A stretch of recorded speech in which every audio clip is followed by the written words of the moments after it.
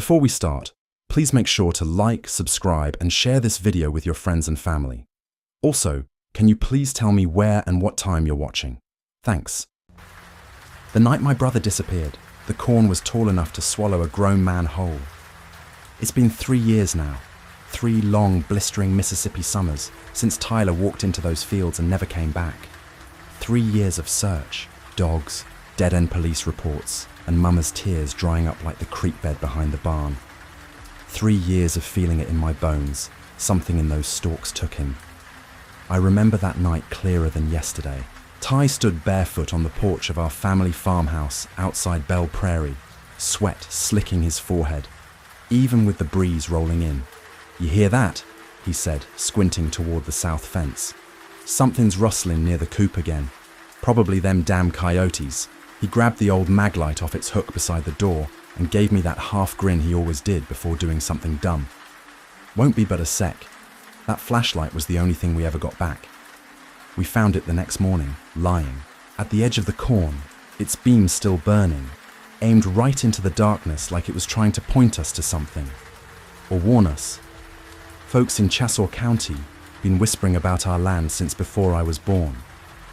Said the Henderson farm was always a little off, too green, too fertile. Even in years the rest of the county was choking on dust. Great-grandpa Joseph bought the place for next to nothing during the Depression. 1932, I think. The previous owner, Elijah Tate, died under what the Clarion Ledger called mysterious circumstances. Grandpa let it slip one night after 2, much bourbon, said Tate was found sprawled out in his own cornrows, mouth and eyes stuffed full of soil, roots twining through his fingers like the earth was trying to take him back. We laughed it off. Farmers don't have time for ghost stories. Good land's good land, Dad always said. Doesn't matter who died on it. That changed when Ty vanished. Something in Dad broke. He stopped sleeping, started muttering to himself. Then came the offerings. First it was small stuff. Chewing tobacco, a bit of jack, spare change. Then came the chickens, a goat. Always at sundown. Always at the edge of the corn. I caught him one night, whispering in some language I didn't recognize, kneeling in the dirt like he was praying. His hands shook. His eyes were wide and wet with fear. 2 weeks later, he walked into the corn. Unlike Ty, we found him. He was sitting beneath the old oak in the center of the south field, looking peaceful if you didn't see the way the dirt had been packed into his throat, or how someone, or something, had laced corn silk through his eyelids like thread through a needle. I should have left, sold the place, run, but I didn't, partly because it was all Mama and I had left. Mostly because, and I know how it sounds, I could feel Ty out there. On moonless nights, I'd hear the corn shift, not from wind, but like someone moving through it. Like he was still out there, watching, waiting. 3 weeks after we buried Dad, I found the rules. They were carved into the underside of the big oak's lowest branch. You could only see them at sunrise, when the light hit just right. 12 rules, written in a mix of crooked English and symbols I couldn't make sense of. Beneath them, carved, newer, like months new, were Dad's initials. It took me weeks to translate them all. I used Dad's old occult books and help from Dr. Mayfield, that anthropology professor from Ole Miss, who used to study local folklore out this way. The rules were clear, detailed, terrifying, but they offered something I hadn't had in years, a way to stay alive. So I followed them, everyone, and for 3 years I've survived, until last night. That's when I found the 13th rule, newly carved. The bark still leaking sap, like the tree itself was crying. Next to it, in shaky handwriting I'd know anywhere, was a message. "I'm coming home, Ethan. Don't trust what looks like me." Mornings come hard on a cursed farm. I was up before the rooster, same as always. Sleep hadn't touched me all night. I kept seeing those words in my head, hearing Ty's voice wrapped around them like smoke. I pulled on my worn Carhartts and Tyler's old Mississippi State cap, still stained with grease and dried sweat. The brim curved just the way he liked. It dot coffee brewed slow in the chipped enamel pot as I stared out the kitchen window toward the corn. Rule 13 scratched at my brain like a splinter under the skin. Cows still need milking though.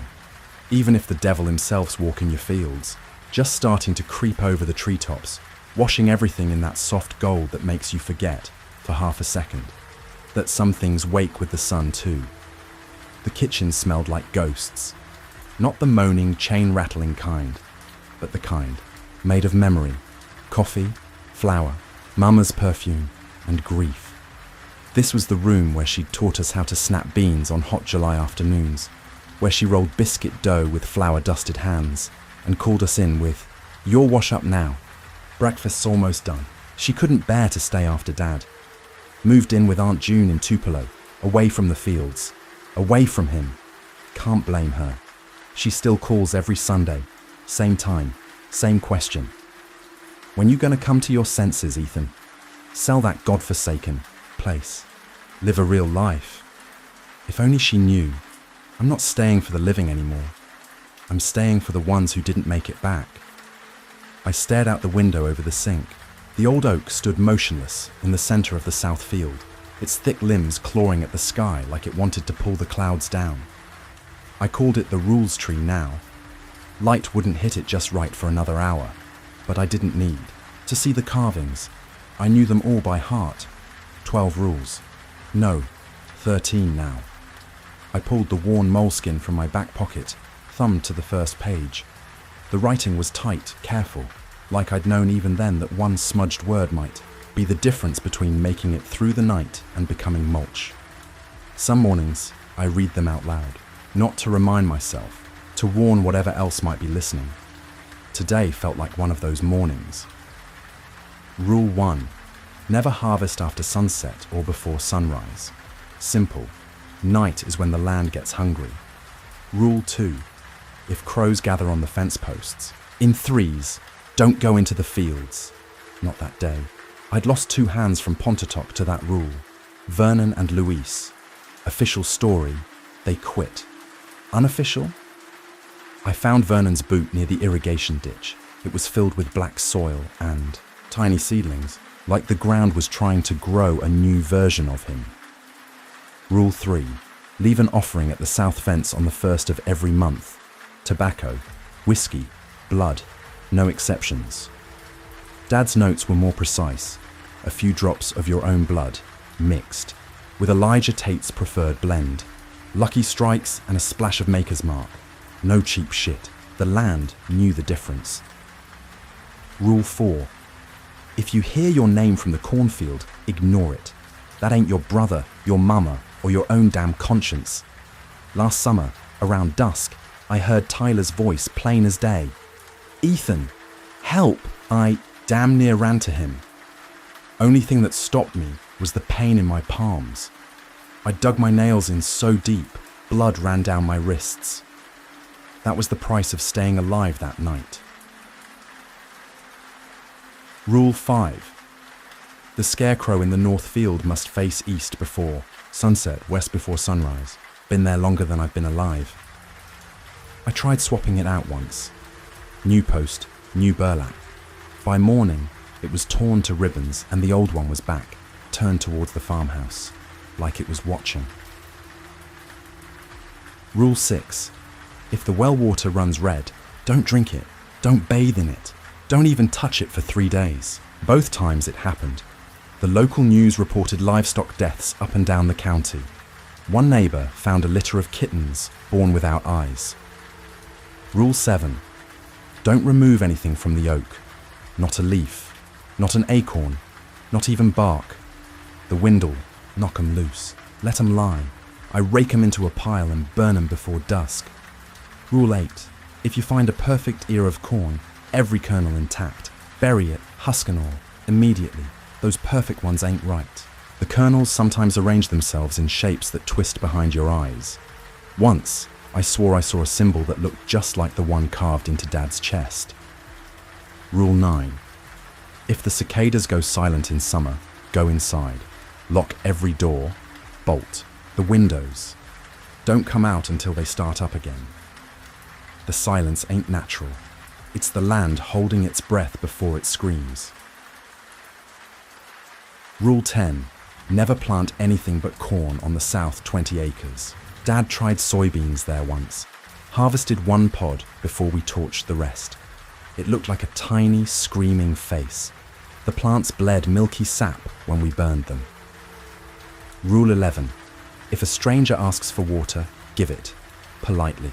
Do not invite them in. I keep sealed water bottles in a cooler on the porch. Had a lost hiker come by last May. Skin too pale, eyes too wide. Took the water, never blinked, never came back. Rule 12. What walks between the rows after midnight belongs to the land. Let it be. I've seen them. Tall, twitchy things that don't move like people should. I don't peek through the curtains anymore. Rule 13. When he returns, burn what he brings. Don't wait. Don't question. Don't look inside. Beneath that, scratched so hard the paper tore. I'm coming home, Ethan. Don't trust what looks like me. Tyler's handwriting, slanted to the left. The tail of the Y curved just like it always did when he was scared. The coffee in my hand had gone stone cold. Outside, the sun hit the tree line, and the corn began to rustle, ran cold. It said it like a fact, not with drama or mystery, just flat, like stating the weather, like being dead was just another stop on a long road. What does that mean? I asked, voice low, unsure I even wanted the answer. It looked up at me with those eyes, Tyler's eyes, but darker somehow, not in colour, in weight, like they'd seen something no one was meant to come back from. I remember the soil first, it said, fingers curling around the warm mug. How it felt in my mouth, gritty, cold. Then the dark. There's a place beneath the roots, Ethan. It's older than the farm, older than the town. It teaches you things down there, makes you part of it. My stomach churned. That's supposed to comfort me. It smiled again, smaller this time, almost sad. No, but you deserve to know.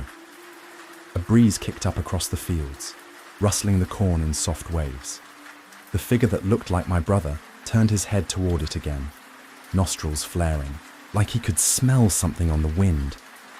I couldn't stop staring. Every detail was right, from the old tear in his flannel sleeve to the faint sun fade at the collar.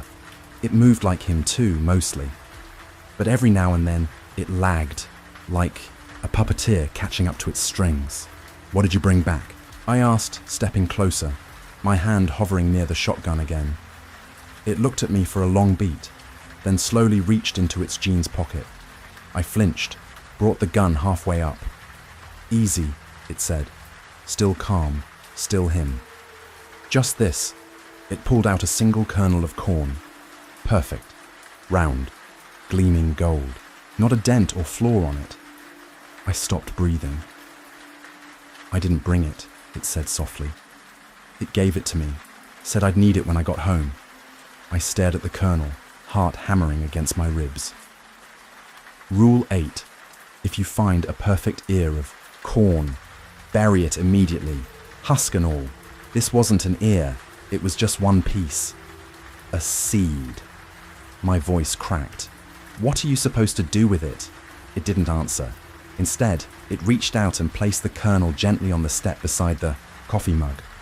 Then stood. The sun had climbed higher, and now it lit his face full on. That's when I saw it. Barely there at first, but spreading slowly. A hairline crack at the corner of his mouth. Dry. Splitting. The skin flaking away like old bark. He saw me looking. Didn't hide it. Whatever's growing in me, he said, started when I woke up under that tree. I tightened my grip on the gun. Then why come back? He looked at the porch, the house, the fields. Because I remember this place. I remember you. Mama's laugh.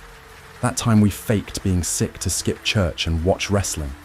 I remember it all, and I thought, maybe there's still something left of me to save. Something in me twisted. I wanted to believe him. God, I wanted to. But the rules didn't lie. Rule 13. When he returns, burn what he brings. Don't wait. Don't question. Don't look inside. It stood between us now. One small, perfect seed. What happens if I don't? I asked. What if I don't burn it? He looked down at it, then back at me. Then something grows, Ethan, and not just in the ground. He took a step back toward the oak. I'll leave it here. Choice is yours. But I won't wait long. And then he turned, walked back across the yard, and disappeared into the corn. Stared at the seed until the sun hit it just right, and for a moment it shimmered. I didn't move. Not yet. My blood ran cold. It looked up at me, and for a second, its eyes, Tyler's eyes, felt deeper, darker, like they'd seen something no human should. What's that supposed to mean? I asked, trying to keep my voice steady. It shrugged, a gesture so painfully familiar, it twisted my gut. Means what it means. I walked into that field, it continued, slow and deliberate. And something happened. Took me a long time to find my way back. It took a sip of coffee. Missed your brewing, though. That gas station sludge doesn't hold a candle. I studied him, it, closely. Everything about it looked like Tyler.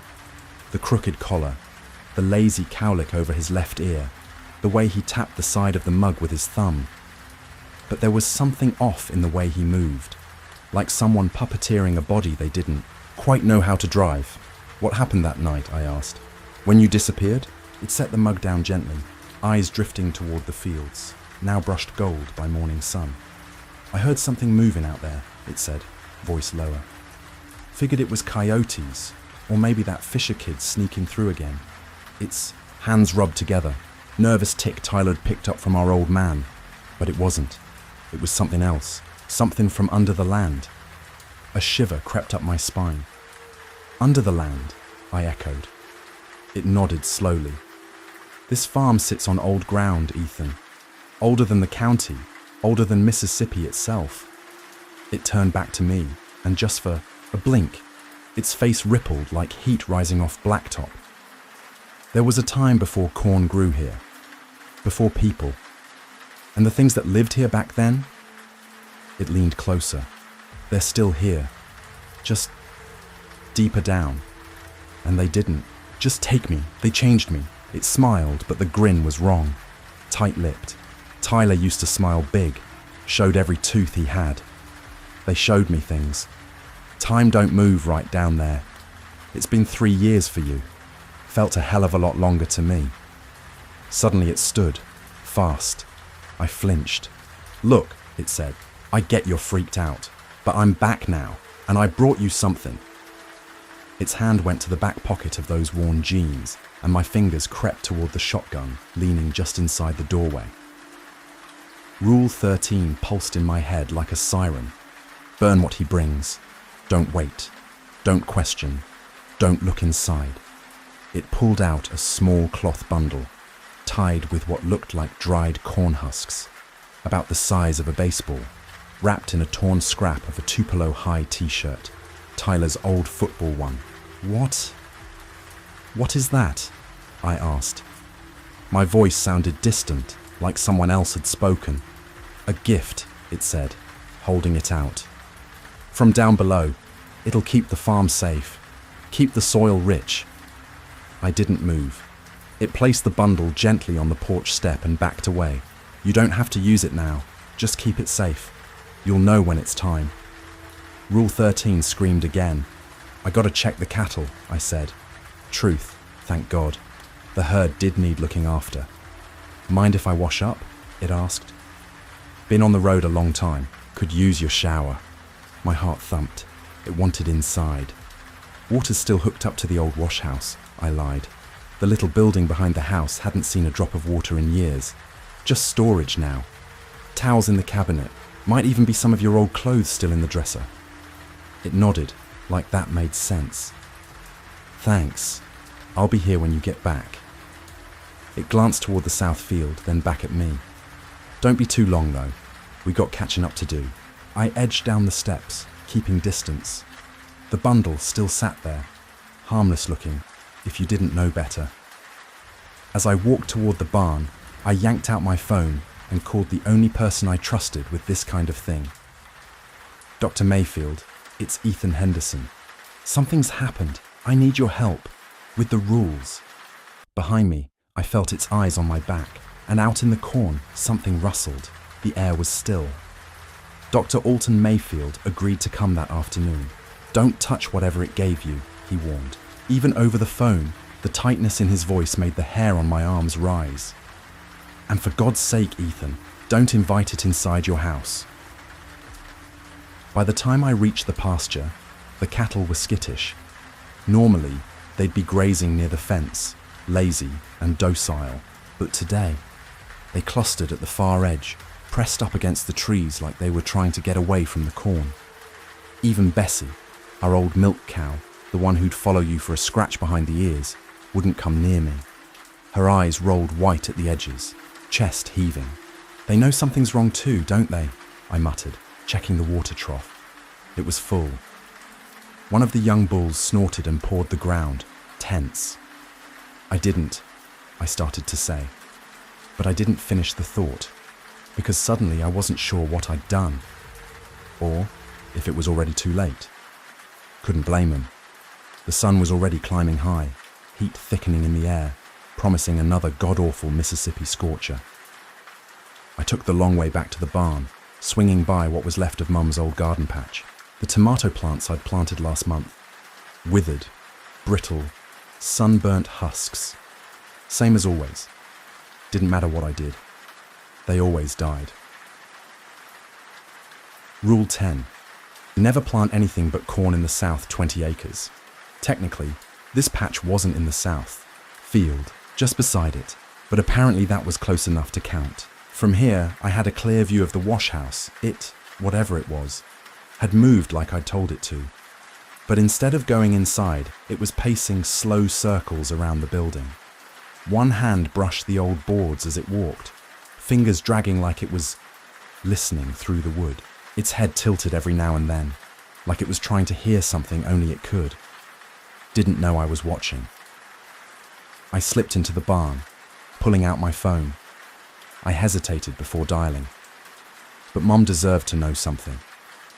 Even if I couldn't give her the full story. She picked up on the third ring. Ethan? Everything all right, honey? Her voice was warm, familiar, brought a lump to my throat I hadn't expected. You never call this early. Yeah, everything's fine, Mum, I lied, keeping my voice low. Just, has anyone called you today? There was a pause, then softly. About Tyler. That beat of silence hung heavy between us. What about Tyler? Her voice had changed, sharper now, a mother's radar flaring to life. Nothing, I said too quickly. Just thought I saw someone look like him in town yesterday. Got me thinking is all. Oh, Ethan. The hope in her voice broke something in me. You gotta stop this, honey, she whispered. It's been 3 years. The sheriff said, I know what Sheriff Dawkins said, I snapped, harsher than I meant. The theory was, Tyler had wandered off into the woods, maybe got swept away in the Tombigbee. No body, no sign, just gone. I just thought I should ask. If Tyler came back, she said gently, don't you think he'd call his mama first thing? Her sigh was a long, tired sound, grief-worn and bone-deep. I'm coming down this weekend. Help you pack. Again. Mum, no, I'm not selling the farm. That place has taken enough from this family, she said, steel in her voice. Your daddy wasn't right in the head at the end. And now you're seeing Tyler's ghost in town. It's not healthy. If only it were just a ghost. I gotta go, Mum, I muttered. Cattle need tending. Love you. Love you too, stubborn boy. Just like your daddy. I hung up and leaned against the barn wall, breath catching in my chest. Outside, the crows were calling again, harsh cries on still air. I peered through a crack in the wall. 3 of them, perched on the fence post, watching. Rule 2. If the crows, gather on the fence in groups of 3. Don't go into the fields that day, too late. I'd already crossed part of it, wasn't much choice left. I was just about to head out when I heard it. soft scrabbling above. In the loft. Mice, I told myself. We'd had a hell of a problem with them last summer. I grabbed the old straw broom and started up the ladder, one creaky rung at a time. The loft was dim, the light cutting through in slats like blades. Hay from last season still piled high in the back, golden and sweet-smelling. "All right, you little—" I started to growl, but the words just stopped. The hay moved, not like mice, bigger. I froze, broom halfway up, heart stuttering in my chest. A hand, dirt-caked, trembling, pushed out from the pile, fingers twitching in a slow, jerking beckon. Then an arm, clad in what was left of an old flannel shirt. My knees buckled. The arm rose farther, and a head followed. Matted hair, tangled with straw, then a face. Tyler, but not the one outside. This one's eyes were clouded, milky white like fish belly. His jaw hung loose and crooked, skin grey and flaked with dried mud. But beneath it all, it was him. My brother. The real Tyler. Or what was left of him. And it rasped. The voice was broken, rust on gravel. "Help! Me!" I scrambled back, hitting the ladder hard, nearly flipping over it as I descended. My heel caught the bottom rung, and I fell, crashing into the barn floor with a grunt. Above me, the thing, Tyler, was dragging itself across the hay toward the loft opening, and outside, I swear I heard the crows start to scream. Not real. I gasped, forcing myself to my feet. It's not real. But I knew better. Out here, on this cursed patch of Henderson land, not real didn't mean not dangerous. The dragging started again behind me, wooden boards creaking beneath something stiff and wrong. I bolted for the barn door, shoved it shut, and rammed the pitchfork through the handles. The second it locked in place, the wood shuddered violently. Something slammed against it from the inside. Chest heaving, I turned toward the house and froze. The other Tyler was there, the clean one, standing on the porch like he belonged. Same easy grin, same cocky tilt of the head, but his eyes were wrong. Too still, too empty. He'd brought something with him, a bundle wrapped in old burlap, resting on the porch rail like a forgotten offering. I was boxed in. 2 Tylers, one rotting in the barn, one smiling like Sunday morning. Both impossible, both wearing my brother's face. My phone buzzed in my pocket. Dr. Mayfield, on my way, 45 minutes, stay outside, 45 minutes. I just had to survive 45 minutes. The barn had gone quiet, too quiet. I didn't trust it. The porch, Tyler raised a hand in a casual wave, like we were just neighbours greeting each other from across a dusty county road. I didn't wave back, just turned and hurried toward the equipment shed. It sat farther from the house, and more importantly, it had a rear exit that led toward the road where Mayfield would show up, if I made it that long. I kept my gaze fixed ahead, ignoring the soft, unnatural rustle of corn stalks in the windless air. Inside the shed, I slumped against Dad's old John Deere, breath hitching. My hands trembled as I pulled out the worn moleskin notebook. Pages fluttered under my fingers, smudged ink and desperate scribbles.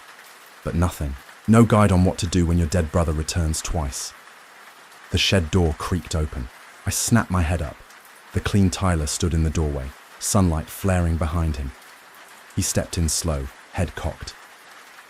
"You're avoiding me," he said. Same voice as Tyler, but something off. Something hollow. After all the trouble I went through to come back. "What are you?" I asked, edging toward the back exit. He glanced around the shed like he'd never seen a wrench before. "Told you, I'm Tyler, just changed." "There's another one," I said, testing him. "In the barn. Looks like it clawed out of its own grave." Something flickered across his face, fast. Anger, fear. "That ain't me," he said too quickly. "That's a trick. The land, it plays tricks, you know. Shows you things you want, things you fear." "I don't want to see my brother half rotten and crawling out of the hayloft," I snapped. He stepped closer. I tensed. "Ethan, listen, I am your brother.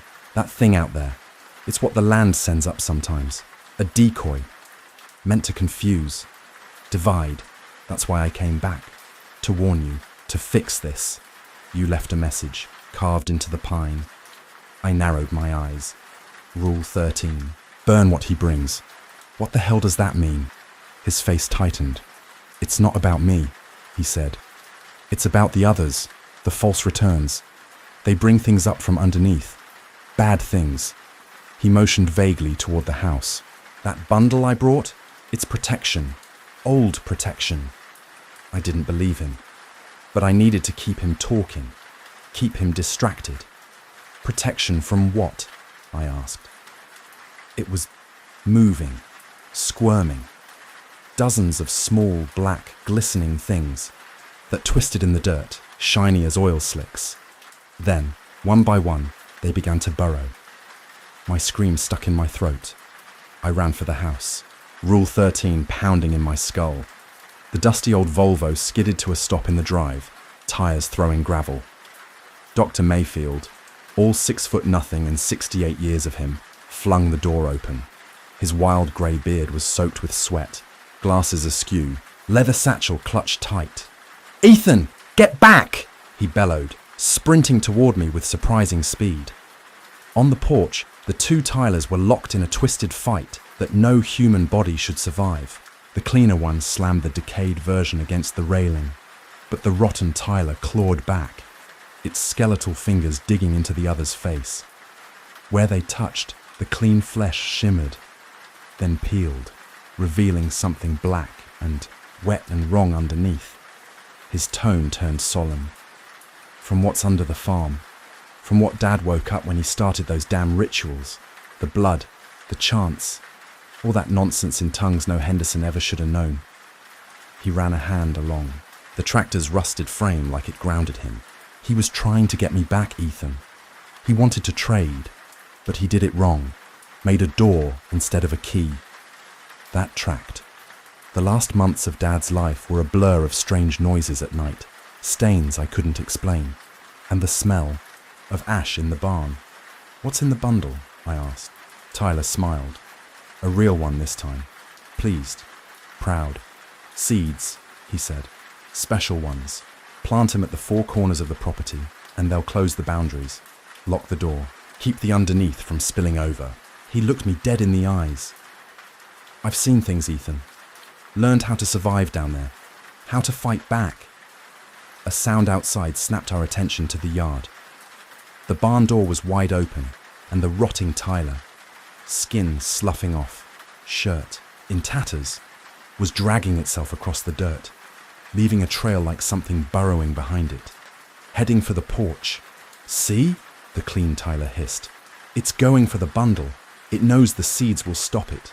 He grabbed my arm. His touch seared through the fabric of my sleeve, unnaturally cold.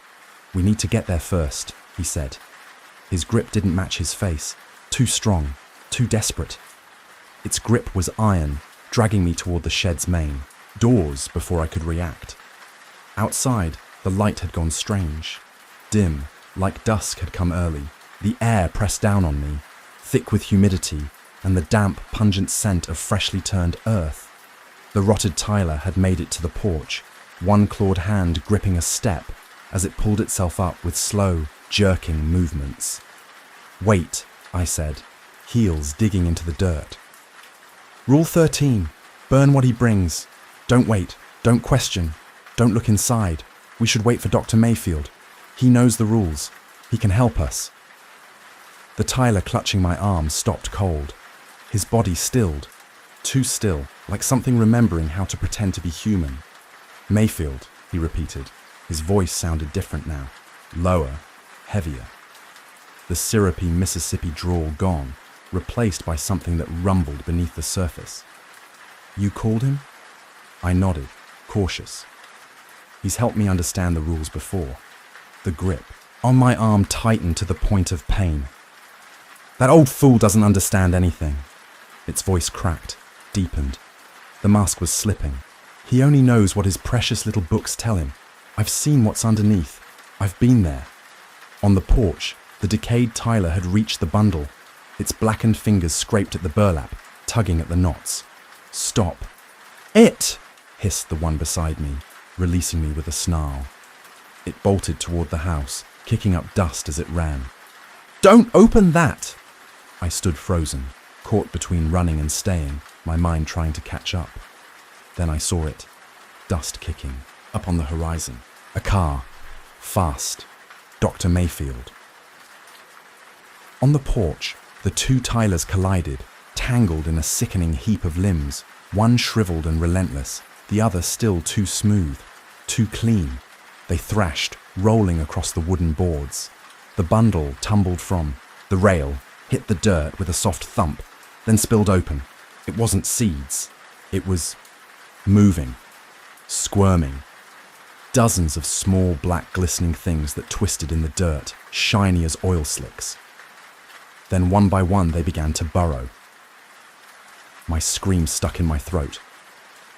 I ran for the house, Rule 13 pounding in my skull.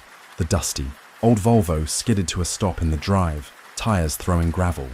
Dr. Mayfield, all 6'0" and 68 years of him, flung the door open.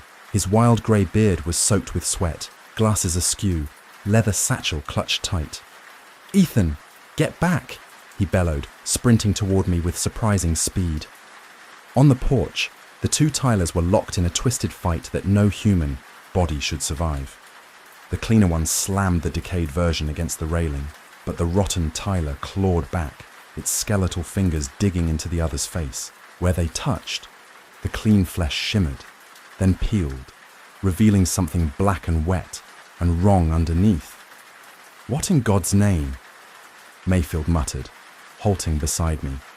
His gaze dropped to the spilled contents on the ground, and his face went pale. He muttered something sharp and furious in Latin. "They're not seeds," I whispered, as if saying it any louder would make it more real. "No," he said grimly. "They're eggs. We have to burn them. Now, before they hatch." From the satchel, he yanked a small glass jar filled with clear liquid. The second the lid came off, the smell of kerosene slapped me in the face. He didn't hesitate. He drenched the wriggling pile, then produced an old Zippo lighter and struck it with a practiced flick. "Wait!" the cleaner Tyler screamed, yanking, free from the tangle of limbs, his voice sharp with panic. "You don't understand what you're doing!" Too late. The lighter kissed the ground, and whoomph, blue flames burst across the squirming mass. They began to sizzle, pop, screech. The smell. God, the smell. Like burnt hair and rotting meat. Both Tylers let out a scream that wasn't human. It rattled through my skull like nails on glass.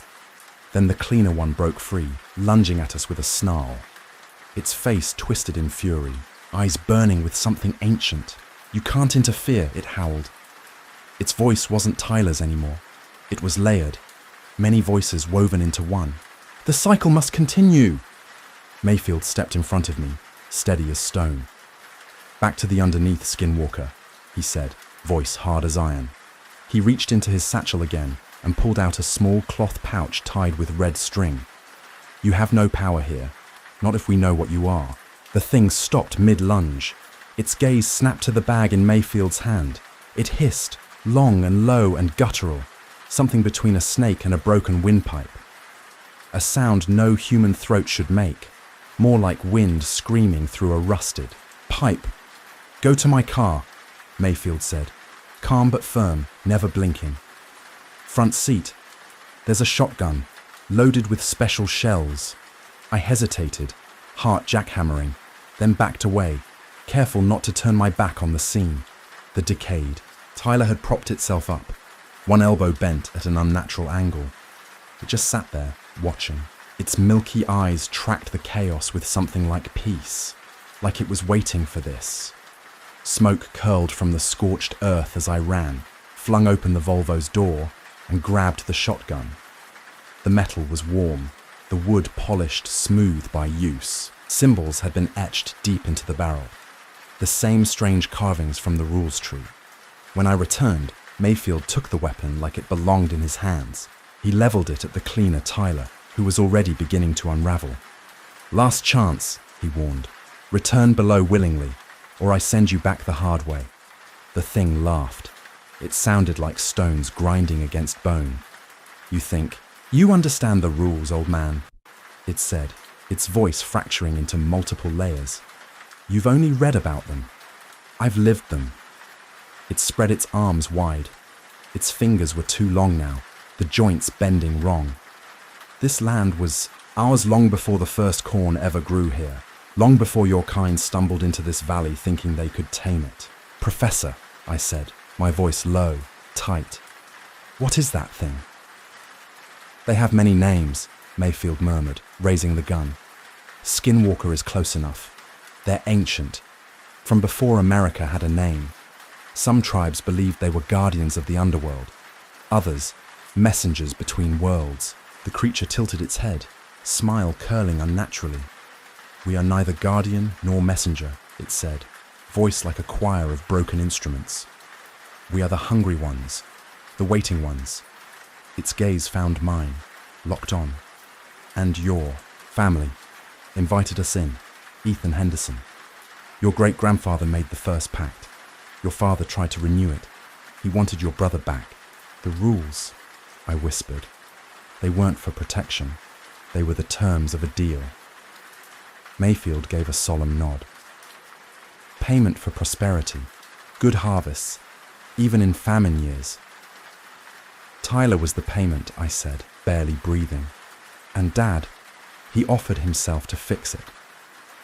It was moving, squirming, dozens of small, black, glistening things that twisted in the dirt, shiny as oil slicks. Then, one by one, they began to burrow. My scream stuck in my throat. I ran for the house. Rule 13 pounding in my skull. The dusty, old Volvo skidded to a stop in the drive, tires throwing gravel. Dr. Mayfield, all 6'0" and 68 years of him, flung the door open. His wild grey beard was soaked with sweat, glasses askew, leather satchel clutched tight. "Ethan, get back!" he bellowed, sprinting toward me with surprising speed. On the porch, the two Tylers were locked in a twisted fight that no human body should survive. The cleaner one slammed the decayed version against the railing, but the rotten Tyler clawed back, its skeletal fingers digging into the other's face. Where they touched, the clean flesh shimmered, then peeled, revealing something black and wet and wrong underneath. "What in God's name?" Mayfield muttered, halting beside me. His gaze dropped to the spilled contents on the ground, and his face went pale. He muttered something sharp and furious in Latin. "They're not seeds," I whispered, as if saying it any louder would make it more real. "No," he said grimly. "They're eggs. We have to burn them. Now, before they hatch." From the satchel, he yanked a small glass jar filled with clear liquid. The second the lid came off, the smell of kerosene slapped me in the face. He didn't hesitate. He drenched the wriggling pile, then produced an old Zippo lighter and struck it with a practiced flick. "Wait!" the cleaner Tyler screamed, yanking free from the tangle of limbs, his voice sharp with panic. "You don't understand what you're doing. Too late." The lighter kissed the ground, and whoomph, blue flames burst across the squirming mass. They began to sizzle, pop, screech. The smell, God, the smell, like burnt hair and rotting meat. Both Tylers let out a scream that wasn't human. It rattled through my skull like nails on glass. Then the cleaner one broke free, lunging at us with a snarl. Its face twisted in fury, eyes burning with something ancient. "You can't interfere," it howled. Its voice wasn't Tyler's anymore. It was layered, many voices woven into one. "The cycle must continue." Mayfield stepped in front of me, steady as stone, back to the underneath. "Skinwalker," he said, voice hard as iron. He reached into his satchel again and pulled out a small cloth pouch tied with red string. "You have no power here, not if we know what you are." The thing stopped mid-lunge. Its gaze snapped to the bag in Mayfield's hand. It hissed, long and low and guttural, something between a snake and a broken windpipe. a sound no human throat should make, more like wind screaming through a rusted pipe. "Go to my car," Mayfield said, calm but firm, never blinking. "Front seat, there's a shotgun, loaded with special shells." I hesitated, heart jackhammering, then backed away, careful not to turn my back on the scene. The decayed Tyler had propped itself up, one elbow bent at an unnatural angle. It just sat there, watching. Its milky eyes tracked the chaos with something like peace, like it was waiting for this. Smoke curled from the scorched earth as I ran, flung open the Volvo's door, and grabbed the shotgun. The metal was warm, the wood polished smooth by use. Symbols had been etched deep into the barrel, the same strange carvings from the rules tree. When I returned, Mayfield took the weapon like it belonged in his hands. He leveled it at the cleaner Tyler, who was already beginning to unravel. "Last chance," he warned. "Return below willingly, or I send you back the hard way." The thing laughed. It sounded like stones grinding against bone. "You think you understand the rules, old man?" it said, its voice fracturing into multiple layers. "You've only read about them. I've lived them." It spread its arms wide. Its fingers were too long now, the joints bending wrong.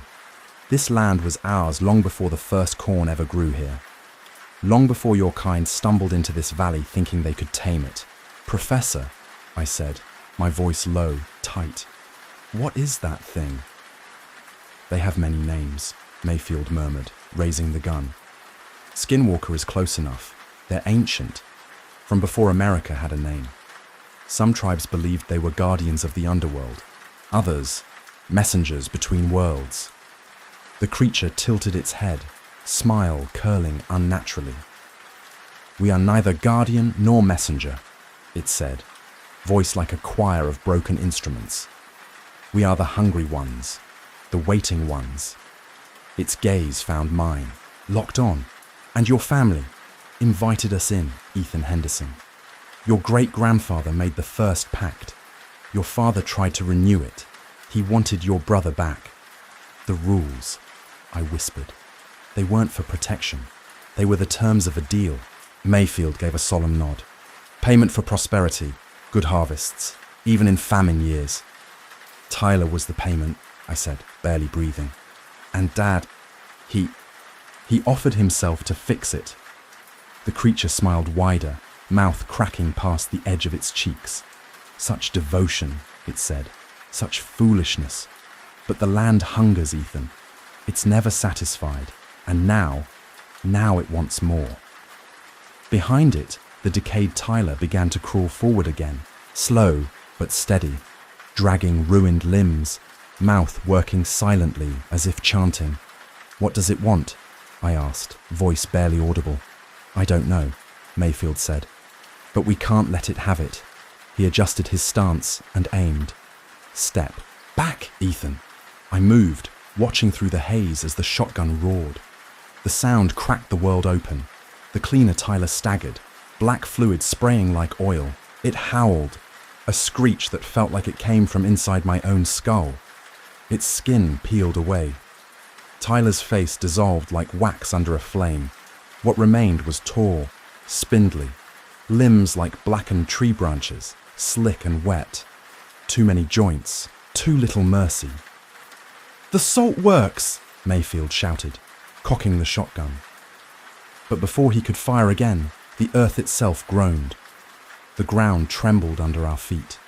Cracks spiderwebbed out from where the eggs had burned. Something deep was moving. The skinwalker laughed again. Its form twisted as it shed the last of its disguise. "Too late, Professor," it rasped.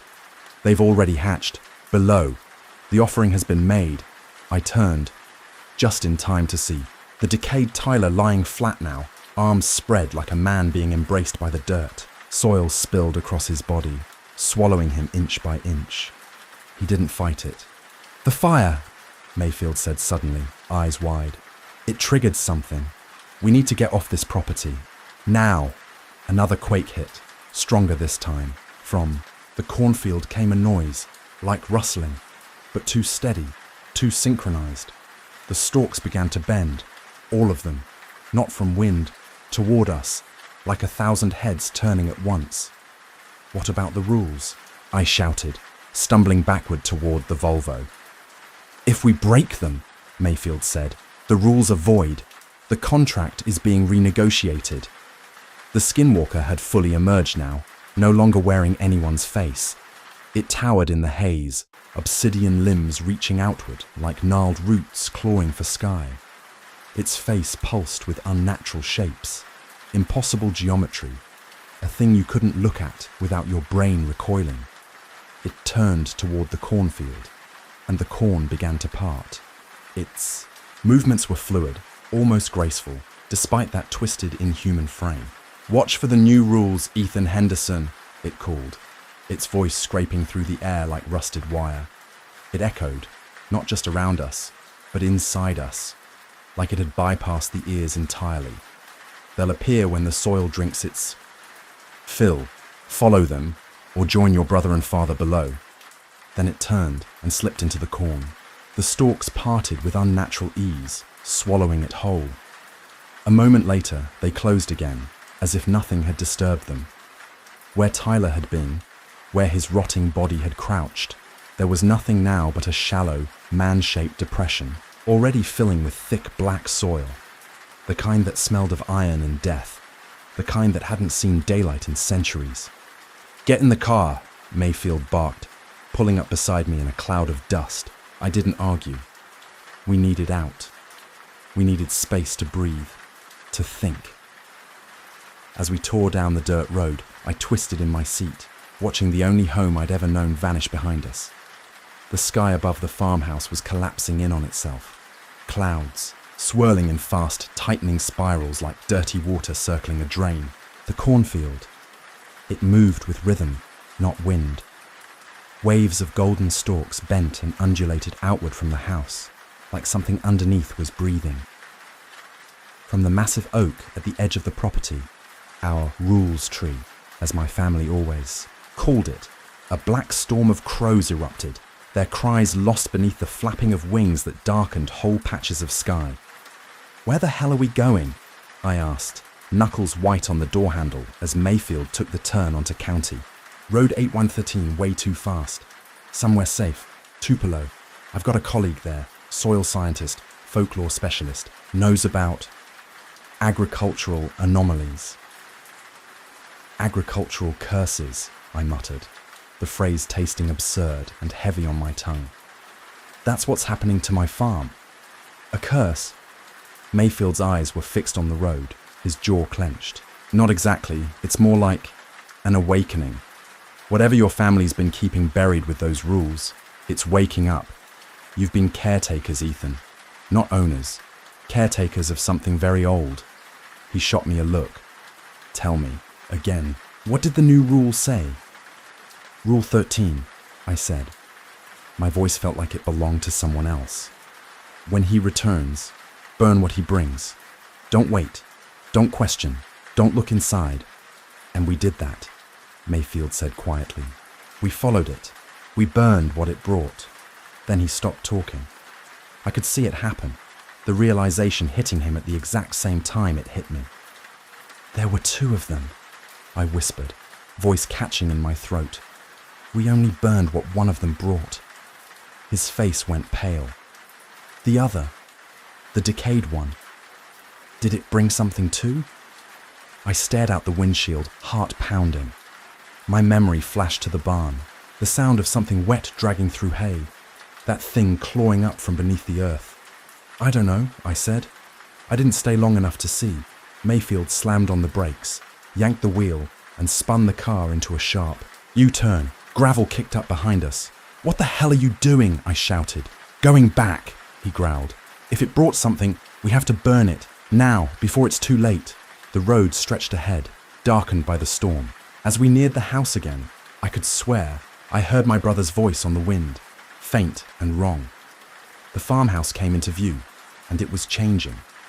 The white wood siding had turned yellowish and sickly, like rotting flesh. The windows weren't reflecting anything. They'd become voids, swallowing up light, swallowing everything. And the oak tree, it was writhing, its branches convulsed, twitching like severed limbs, and clumps of leaves dropped like molted feathers to the ground. "Oh my God," Mayfield breathed, easing the Volvo to a stop 100 yards out. "It's happening faster than I thought." Rain had started to fall. Thick, fat drops that hit the windshield with sick, meaty thuds. I wiped the glass, trying to make sense of the nightmare unfolding before us. "We need to check the barn," I said, reaching for the handle. Mayfield grabbed my wrist. "Wait, we need a plan and protection." He twisted around, pulling his leather satchel into his lap. "These skinwalkers, they're not the main event. They're errand boys. What's waking up underneath your land?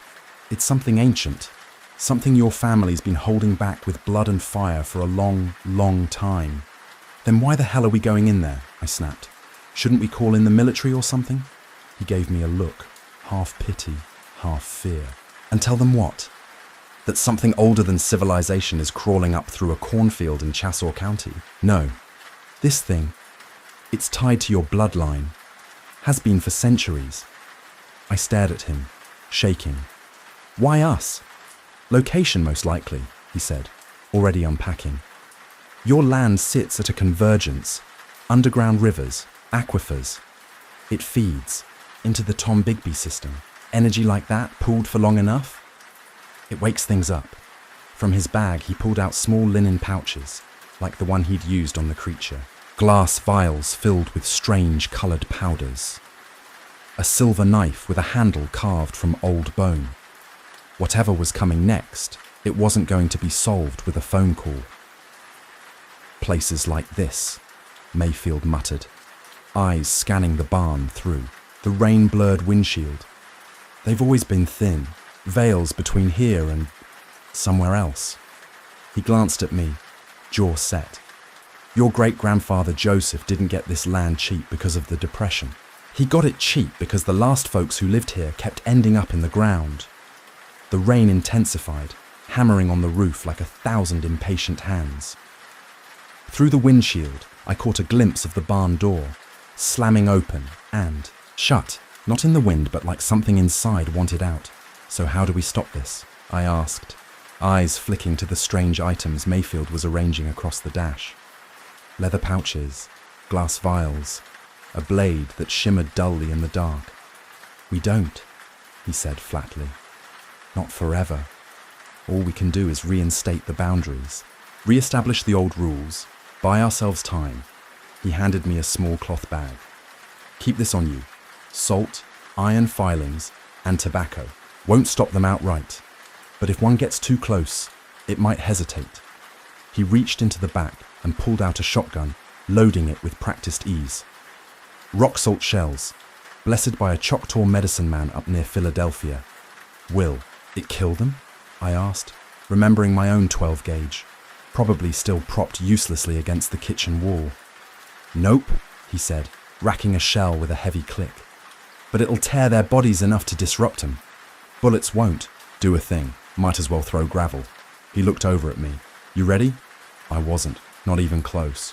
I wanted to be back in my kitchen this morning, brewing coffee and ignoring the creak in the floorboards I used to blame on age. Back when the rules were just odd family quirks. Back before Tyler showed up again. Changed. But I nodded anyway. We burst from the Volvo, heads down against the strange pounding rain. It wasn't cold. It was warm, almost body temperature. It felt wrong on my skin, heavy and thick like bathwater laced with copper. Each step sucked at our boots. The earth didn't want to let go. The barn loomed ahead, door slamming violently. Not from the storm. Something inside was pulling it open. Mayfield raised the shotgun and shoved me slightly behind him. "Remember," he said, voice low.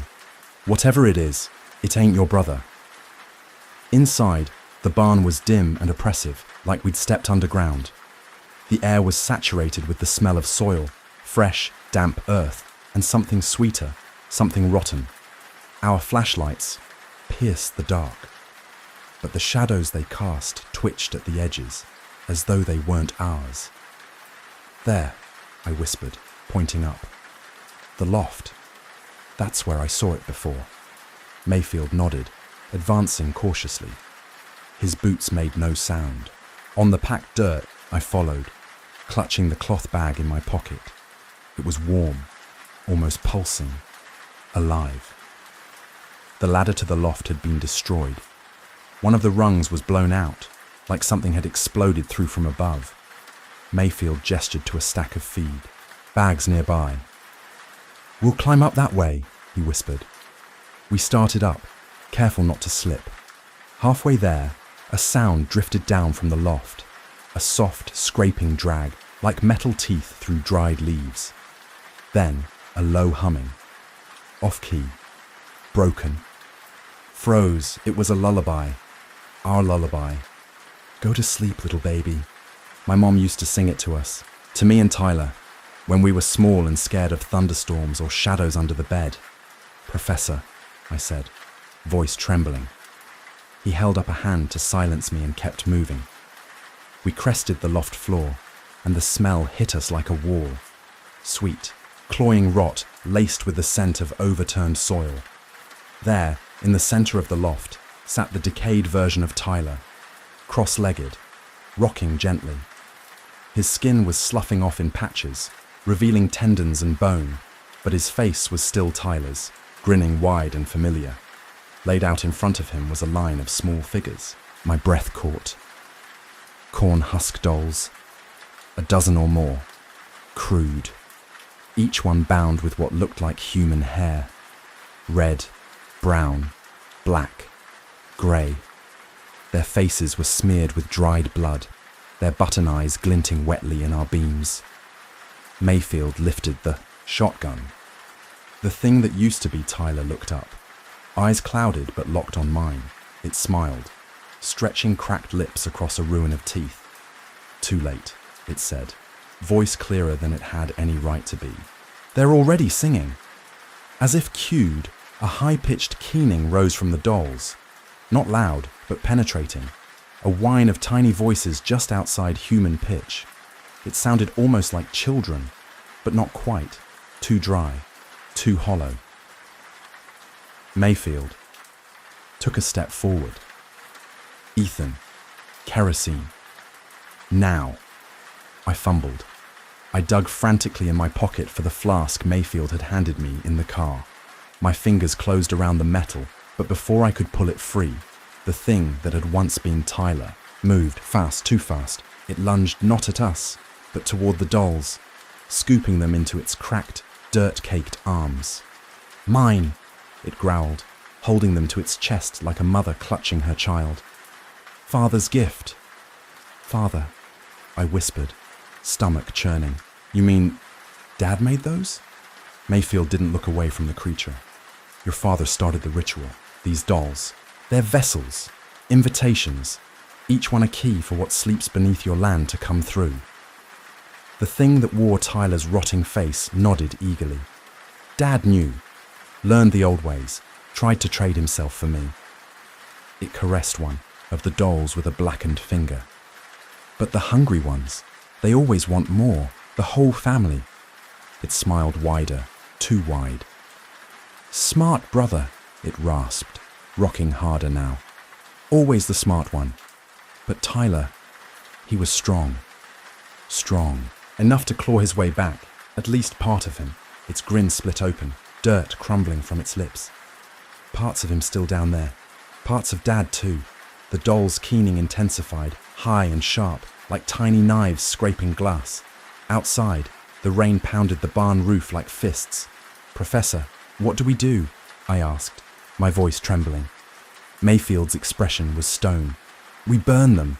All of them. Including that." The creature laughed, a wet, rotting sound. "Can't burn me. I'm just dirt now. Dirt and memories."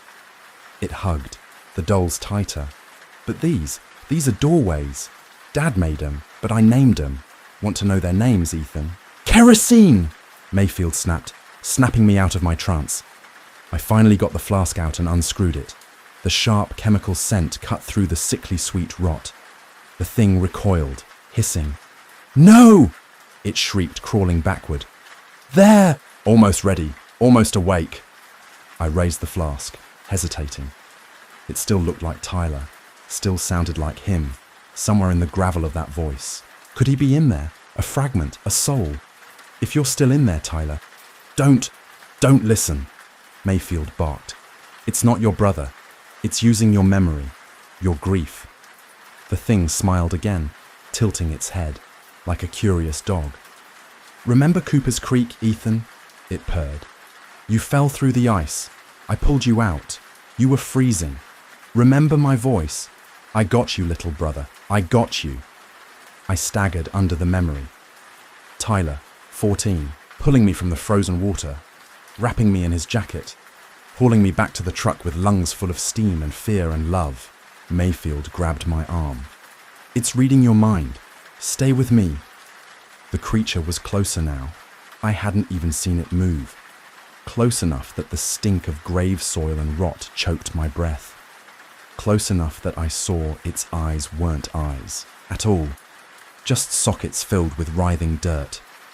Just a drop of your blood, it whispered, voice like damp leaves. One drop on each doll, that's all. Then Tyler can really come home. Dad too. My hand trembled. The kerosene sloshed. A small price, it cooed.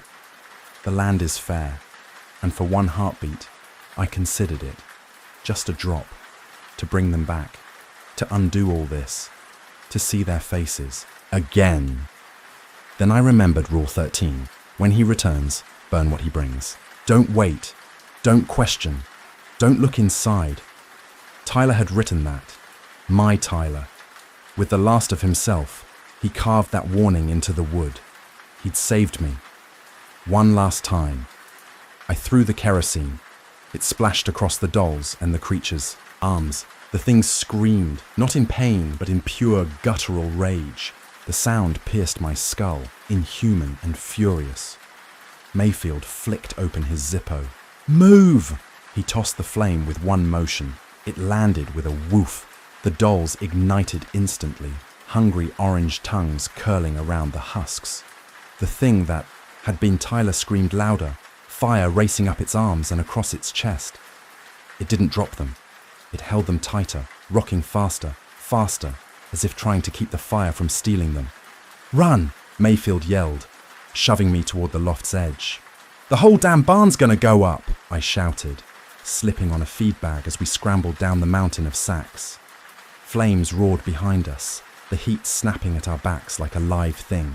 Whatever was wearing Tyler's face kept screaming. No, wailing. Its voice multiplied, splitting into dozens of shrieking tones, as if the burning dolls themselves had mouths and lungs and fury. Outside, the eerie rain had stopped, like someone flicked a switch, but the air... God, the air was heavy, like it was holding its breath. We tore away from the barn, just as the roof buckled in, belching fire straight into the sky, like it didn't give a damn about physics. Then the ground shuddered. From the cornfield came a sickening sound, like 1,000 stalks being yanked from the dirt at once. A wind kicked up, screaming through the field, flattening the corn in a perfect, unnatural circle around the whole property. Back to the car. Mayfield barked, already moving, but my eyes, my damn eyes, locked on the rules tree. That ancient oak, older than the house itself, was changing. Its bark rippled, flowed like hot wax. Letters, no, symbols, pressed outward from the wood, where Rule 13 used to be. My stomach dropped. They're rewriting it, I whispered. There's new rules. Behind us, the barn gave its final groan and collapsed, a dying beast, throwing sparks like blood. But the fire, Jesus, it didn't spread. It just burned inside the barn's footprint, like it knew exactly where it was supposed to stop. Mayfield grabbed my arm, fingers tight. We need to move, now, whatever's coming next. We don't want front row seats. We ran. Mud sucked at our boots as we made for his car. I looked back once, couldn't help it. The barn, the tree, the old farmhouse, all of it caught in that surreal burning hush. On the porch, 2 figures stood. I swear, it was Dad and Tyler. Just watching, no movement, no expression, watching. Then the earth beneath the oak split open with a wet, gory sound. Darkness spilled out like blood, thick, unnatural, wrong. Mayfield's Volvo fishtailed as we peeled down the gravel drive. I twisted in my seat, staring through the rear window. That darkness, it wasn't smoke, wasn't storm clouds. It was nothing, a void tearing through daylight like a jagged wound.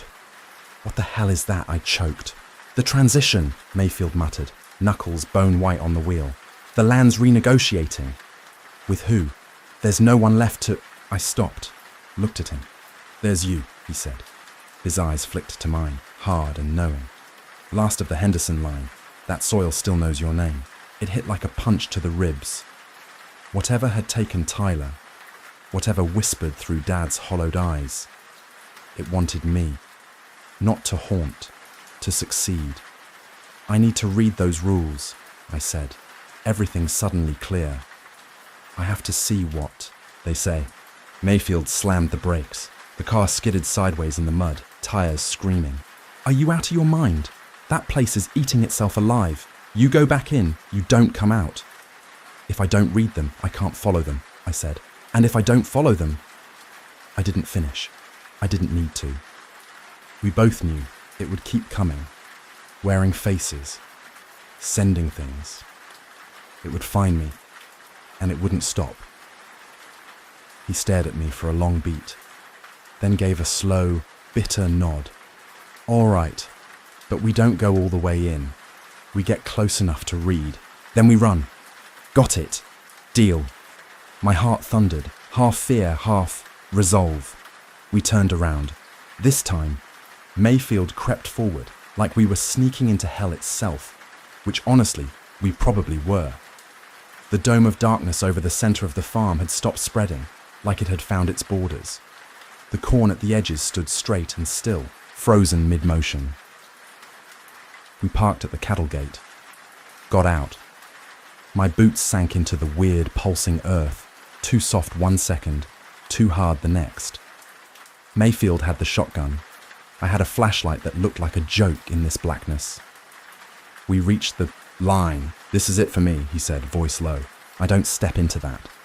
The gloom loomed like a curtain. I could see the rules tree, barely, a shadow inside it. I nodded. I need to get closer. I can't read it from here. Mayfield grabbed my shoulder. Then I'm coming. No. I looked at him hard. This is Henderson business. Always has been. You've done enough, Professor Ethan, I said, voice steadier than I felt. If I'm not back in 15 minutes, get the hell out of here. Call my mom. Tell her to stay away from this place. Tell her I said goodbye. I forced a half smile, thin and humorless. Guess this counts as my big contribution to your field work, huh?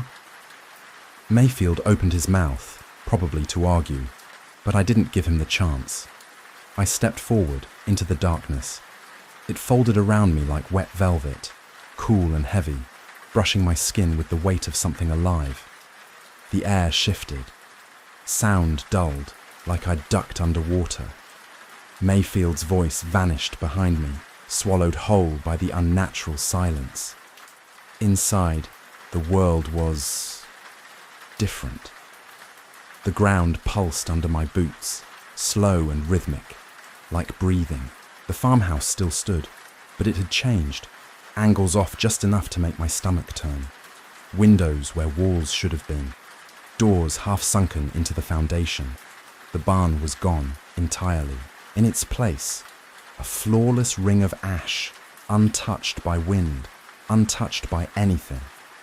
And then there was the tree. The old oak had split straight down the middle, forming an arch like a doorway carved from bone and bark.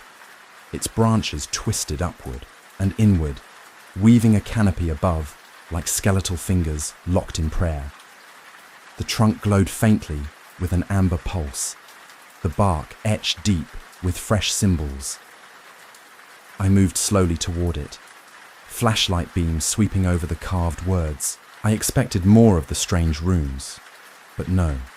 This time, the tree spoke plainly. English. Ragged cuts in the living wood, still weeping golden sap like tears. I read. Rule 1. A Henderson must always work the land. Absence longer than 3 days. Requires blood payment upon return. Rule 2. Daily offering at dusk. Food on the flat stone by the well. Meat on Sundays. Rule 3. No trespassers after dark. What happens to them is not your concern. Rule 4. If the corn sings, stay indoors until dawn. Rule 5. When red flowers bloom in the field, harvest before sunset. Burn the petals. Scatter ash along the property line. Rule 6. Never strike the soil in anger. Tools must be anointed with oil and whiskey before piercing earth. Rule 7. If you find animal carcasses in patterns, do not touch them. Photograph and burn the images at midnight. Rule 8. The well belongs to what lives below. Drink only on new moons. Leave payment, coins or blood. Rule 9. If someone you know walks out of the field, verify with salt and iron before speaking. Their name. Rule 10. Children born here belong to the soil. Record them in the family Bible. Place blood at the tree's roots within 1 day. Rule 11. Keep the scarecrow facing the sunset. If it turns, correct it immediately. Offer tobacco. Rule 12. The center of the southern field is forbidden. Ground. Mark with red flags. Never harvest there. Rule 13. When the ground trembles 3 times in one night, the binding is due. Consult the black box in the attic.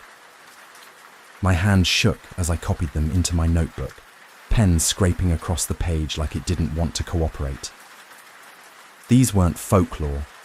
These were orders, terms, conditions. The land wasn't haunted. It was claimed. And I was next in line to serve. A rustle behind me pulled me from the tree. The dark bent again, parting to reveal what used to be the cornfield's center. The stalks had been flattened into a perfect clearing, like a ritual, space carved into the earth. In the middle stood a figure, not Tyler, not Dad, smaller, slender, wearing a cotton dress that swayed in the still air, pale and old-fashioned, like it belonged in a black and white photo. My breath caught, my chest clenched. I knew that dress, I knew that face, the photo in the old album, the wedding portrait above Grandpa's fireplace, great-grandma Rose Henderson. She died of fever, they said, the same year the family got the land. But there she was, standing alive, impossibly alive, hands folded at her waist, face calm and serene, like a Sunday school painting. "Hello, Ethan," she called. Her voice cut through the heavy air as, "If it didn't belong to this world, too clear, too perfect, you've read the terms. Do you accept?" My legs locked. I stepped back without meaning to. Who are you?" Her smile softened, sweet and eerie all at once. "You know who I am." "No," I whispered, throat dry. She tilted her head gently, the way a grandmother might when scolding a child who already knew better. "I've been waiting a long time for you to come home." Her voice was soft, but it landed like a weight in my chest. My great-grandmother, dead since 1932, stood no more than 20 feet away, her cotton dress swaying slightly in the dead still air. "Rose?" I choked out. She tilted her head, and my stomach turned. The gesture, too smooth, too rehearsed, was the same one the Tyler thing had used. I saw it now. The mimicry. The echo. "Joseph told them I died," she said. "Said it was fever. Easier. That way." But that wasn't the truth. She looked out across the warped landscape. I was the first payment. Her arms swept outward, encompassing the fields, the twisted farmhouse, the tree with its glowing, bleeding bark. The land needed a mother. I swallowed against the cold rising in my throat. "What are you talking about?" Joseph made. "A deal. During the Dust Bowl, when the others were starving, he bartered for fertility, for green fields, for a good yield." Her form flickered. just for a second, like bad reception on an old TV. But the soil didn't want coins or crops. It wanted roots. It wanted family. I thought of Dad and Tyler, of how quickly they'd vanished, replaced by hollow things, in their skins, of the rules I'd read, each one laced with blood and memory. And now it wants me, I said quietly. Her expression softened, like she pitied me. Not yet. It needs a caretaker first, someone to tend the land, keep the covenant, help it grow, she pointed at the tree. That's what the new rules offer, service instead of sacrifice. For now.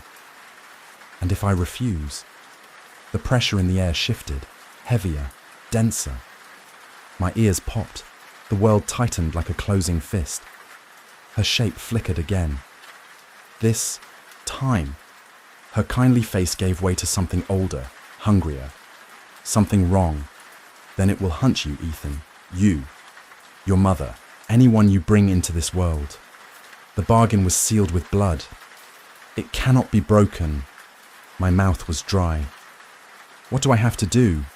Her form steadied again. Accept the rules. Live on the land. Make the offerings. She held out her hand. And visit us sometimes. Down below. Your father and brother miss you. My breath hitched. They're alive, in a manner of speaking. Her eyes, God, her eyes, reflected no light, only darkness. They helped the corn grow, strong. That hope, that fragile flicker in my chest, turned to ash. I looked back toward the path where I'd come, but the darkness had swallowed it whole. I need time, I said, my voice trembling. Her expression shifted, cool now, firm. You have until midnight. Return with your answer by then, or the land will come looking. She began to fade, her body unraveling into smoke and shadow. We're family, Ethan. Family belongs together. Then she was gone. The silence returned, thick and absolute. Only the rules tree remained, its bark still glowing faintly, pulsing like a heart. I turned to go, but something bright caught my eye in the ash. I moved toward it, kneeling. A sprout, not corn, something stranger. A deep red stalk with oily black leaves, pulsing like it was alive, like it was aware. The beginning of something new. I turned and walked faster. The darkness parted more easily now, as if it recognized me, claimed me. Mayfield's silhouette came into view. He was pacing near the car, shotgun raised. Ethan, thank God. He dropped the weapon, breath rushing out of him. What happened? What the hell did you see? I held out the notebook, open to the 13 rules. We've got until midnight to decide, I said, steady now, whether I become the next keeper of Henderson Farm. From behind us, the cornfield rustled, not wind, whispers, low, mournful voices, my father's, Tyler's, maybe even hers. We need to go, Mayfield said, ushering me into the car. His hands shook. Now. I climbed in without a word. The Volvo fishtailed as he gunned it, the tires spitting mud. In the side mirror, I watched the dome of darkness curl inward, folding itself like a living thing. Waiting. Mayfield stared, straight ahead, muttering under his breath. My God, this is bigger than anything in the literature. An intergenerational pact with that. She said it was a mother, I murmured. That the land needed one. Who said that? He asked, taking a sharp turn onto Highway 15. My great-grandmother, I said. Or something wearing her face. Waiting to hear your voice. Mom. Her voice was tight with worry, like she'd already sensed something was wrong and had been holding it back, waiting for me to confirm it. Hey, Mum, I said, trying to sound normal. My throat was dry, the words catching. I'm okay, just needed to think. Don't lie to me, Ethan. I've been having dreams, bad ones. Your father, Tyler, standing outside in the fields, not saying anything, just watching, like they were waiting for something.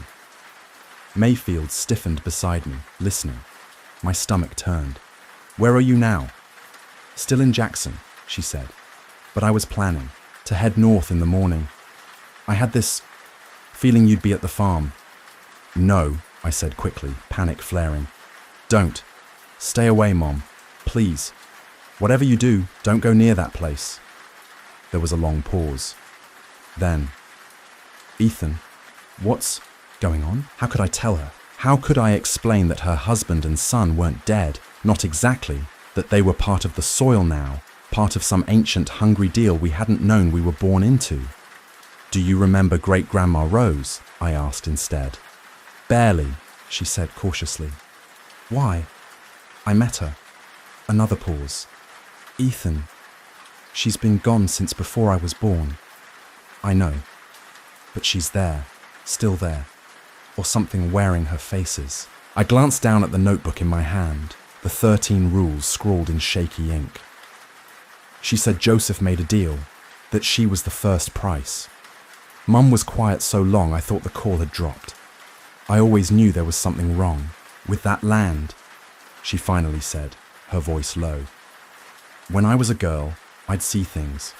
The scarecrow would move, the corn would whisper. Your father told me it was just imagination, told me not to worry." "He knew," I said. "He always knew." A quiet exhale. "I think he did. That's why he never wanted to sell it. Said it had to stay in the family." The words made more sense now. A prison can be passed down just as easily as a home.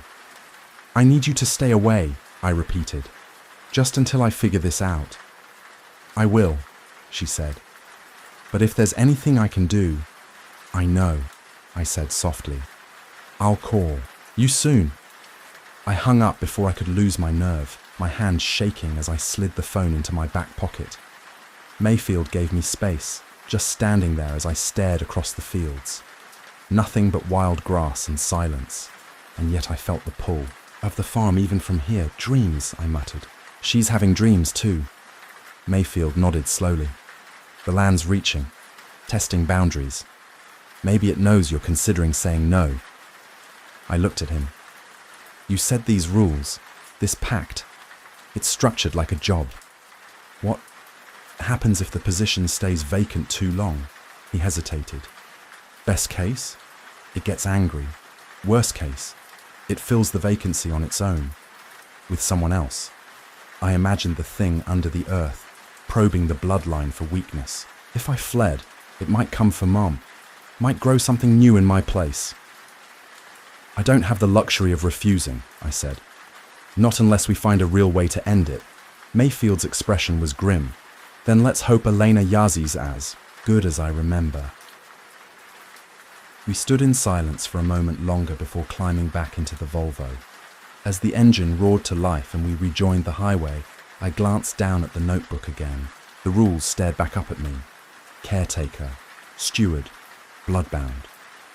Time was slipping fast, and I could feel the weight of midnight looming ahead. Just another boundary, just another line drawn in cursed soil. "Been calling you for hours." Mom's voice crackled through the speaker, taut with worry. "Is everything all right?" A lump rose in my throat, thick and hot. "Yeah, Mom, just busy with farm stuff." The lie tasted like old pennies. "Well, I'm coming down tomorrow," she said, firm like she'd rehearsed it. "Susan's lending me her car. I'm going to help you pack up that house once and for all." "Mom..." "No arguments, Ethan," she snapped. "I'm not losing you to that place too." Her voice cracked, just barely, like a glass under stress. "I'll be there by noon. We'll get lunch at Lamb's Diner first, okay?" Their chicken fried steak was always your favorite. The normalcy of it hit like a slap. Lunch at Lamb's. Like the world hadn't just peeled open and shown me what squirmed beneath the Henderson land. "Sounds good, Mum," I managed. "See you tomorrow." I hung up and turned to Mayfield, my decision hardening in my chest. "We're going back to the farm," Mayfield's brow furrowed. "Ethan, no, not to accept the pact, not yet." I pulled out my notebook, the leather soft from wear, flipping to the 13th rule. We need to find the black box in the attic if there's any hope of breaking. This curse. It's there. Mayfield studied me, then gave a slow, reluctant nod. If we're going back, we need more than what I've got in my satchel. He checked his watch. We can swing by Ponto. I know someone there, might be able to help. Mrs. Olivia Blackwood lived alone in a slouching shotgun house on the edge of Pontowalk, wrapped in ivy and whispers. At 87, her fingers curled like tree roots, but her eyes, sharp and coal black, missed nothing. Well now, she said as we stepped onto her porch, voice thick as sorghum syrup. Alton Mayfield, been a long time since you darkened my door. Hello, Liv, Mayfield said, softer than I'd ever heard him. He didn't carry himself like a professor here. He stood like a student. This is Ethan Henderson, he added. Her eyes flicked to me, narrowed slightly. Henderson, Joseph's boy. Great-grandson, I said. She nodded, slow and knowing. The cursed farm out by Belle Prairie. You've come about the hunger beneath. My mouth went dry. She pushed the screen door open with a creak. Well, come on in. The inside smelled of dried sage and old paper. Shelves lined the walls, jars of herbs, bundles of bones, stones wrapped in string. She eased into a sagging armchair and lit a cigarette with slow, practiced movements. My grandmother was a midwife, she said, eyes on me. She delivered Rose Henderson's stillborn boy, 1934. She exhaled smoke, her voice lowering. Only the baby wasn't still. It was wrong. Had too many fingers, eyes like a calf's, dark and wet. I shuddered. Rule 10 flashed in my mind. Children born on this land belong to the soil. Joseph buried it under the big oak, she said. Told everyone Rose died of childbed fever, but folks knew. Can't hide rot in a town this small. Mrs. Blackwood, I said, voice tight. Something's happening at the farm. The rules. They've changed. I have until midnight to decide. Become the caretaker or not. She didn't flinch. It's been waiting for you, last of the blood, last chance to carry the line. How do you know all this? My family's been here longer than the roads, she said simply. Some stories ain't written down, some just get carried. She tapped ash into a ceramic dish shaped like a crow's foot. Some burdens too. We need protection, Mayfield said. We're going back to find a black box mentioned, in the new rules. It's supposed to be in the attic. Her eyes flicked wide for just a moment. The Covenant box. It still exists. You know about it? I asked. Stories, she murmured again. Joseph came to my grandmother once, begging, land-growing things that shouldn't grow, livestock with human eyes. His wife taken. He was unraveling. She stood, joints cracking like old wood, and walked to a cabinet. She gave him something. Told him to seal it in a black box with the family Bible. Put it where the roof meets the morning sun. She handed me a cloth pouch and a vial filled with dark, reddish oil. This won't stop what's below, she warned. Nothing can. Not now that it's awake and hungry. But it might buy you enough time to find the box, to learn what it holds. And then what? I asked, clutching the pouch like a lifeline. Her face turned grave. Then you choose, young Henderson. Serve the land, or fight it. She paused, cigarette smouldering between her fingers. But know this. No, Henderson has ever won. Not even in death have they truly escaped it. The sun bled low over Belle Prairie as we neared it again. The fields on either side of the road stretching out like quiet witnesses. Shadows lengthened across the cotton and corn stubble, reaching, for us like fingers. Mayfield slowed down, tension stiff in his shoulders. You sure about this? He asked, for the third time. I wasn't. But with Mum arriving tomorrow and midnight creeping closer, there wasn't room for doubt anymore. I need to know what's in that box, I said, fingers brushing the pouch in my pocket, still warm, still pulsing, as if it had a heartbeat of its own. What great-grandpa Joseph was trying to do. If there's any way to break this thing, That's where it starts. We crested the last hill and the farm came into view. The dome of darkness was smaller now, shrunk back to the center of the land like a rotted fruit peeling itself. The house stood untouched, windows lit with a soft amber glow, inviting, familiar. Too familiar. Then I saw it. Parked in front of the porch, rusted blue and white under the dying light, was Uncle Ray's old F-150. The truck Mom said she'd be driving. Down from Tupelo, tomorrow. Stop. Mayfield hit the brakes. Gravel crunched beneath the tires. My stomach coiled. Something's wrong. The truck's hood was warm, still ticking. Mayfield unbuckled, pulled his shotgun from behind the seat. Stay behind me. We crept toward the house, the porch light flickering on like it always did. Motion sensor, like nothing was wrong. The front door stood ajar, just a few inches, swaying gently in the breeze. Inside, a woman hummed a lullaby. One I knew by heart. One my mother sang to me when I was small and scared of thunderstorms. "Mom!" I called, voice cracking as I pushed. The door open. She sat at the kitchen table, back to us, carefully placing wildflowers into a chipped porcelain vase. She turned when I spoke. Her smile was too wide. 6 months have passed. Winter has settled over Belle Prairie. A rare frost crusts the dead fields, the corn long harvested. The farm looks calm under the soft December sun. Smoke curls from the chimney. The clapboard siding wears fresh paint.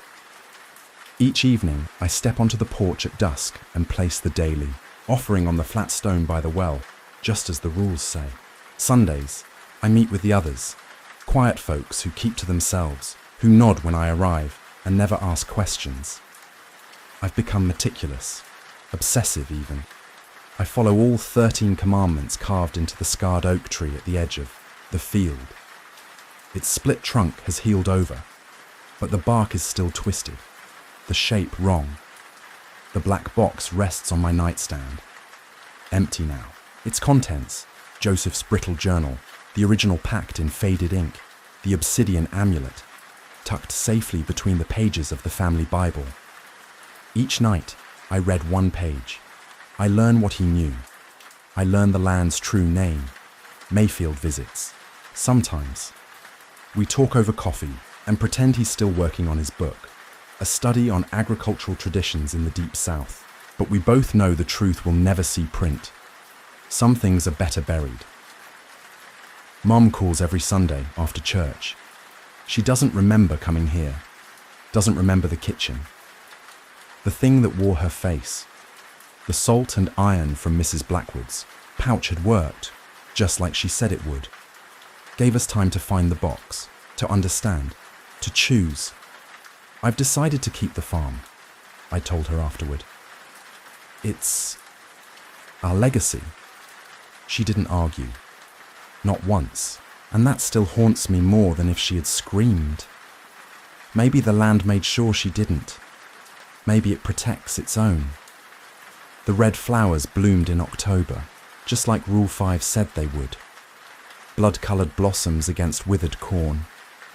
I gathered, then before sunset, burned them to ash and walked the property line with Joseph's words on my tongue. For 3 nights after, the earth didn't move. Now and then, in the hours before dawn, I hear voices in the field. Tyler's voice. My dad's. Low hum, Rose singing that same lullaby. I don't answer. Rule 4 is clear. If the corn sings, remain indoors until dawn. Mrs. Blackwood passed in her sleep last month. She left behind a letter, sealed tight, said to open it when the land demands new blood. It sits in the black box, unopened, next to a worn photo of Jessica. She's from 2 counties over. We've been seeing each other for a few months. She says the farm has character. She doesn't know the rules. Not yet. Yesterday, I found the first sign. A raccoon laid out in a spiral at the edge of the south field. Flies buzzing in silence. Took a Polaroid. Burned it at midnight. Rule 7. The flames flickered blue, then green, Then something else, a color I don't have a name for. The Henderson farm thrives, corn taller than ever, cattle birthing twins. The soil stays rich, never asks for fertilizer. And if, sometimes, that soil shifts beneath my boots like it's breathing. If the well runs thick and rust red before clearing. If I glimpse old faces watching me between the rows, that's the price. I am the caretaker now, the last Henderson, until the next takes my place. Jessica doesn't know it yet, but she's carrying twins. I've already made space in the family Bible. The soil is waiting.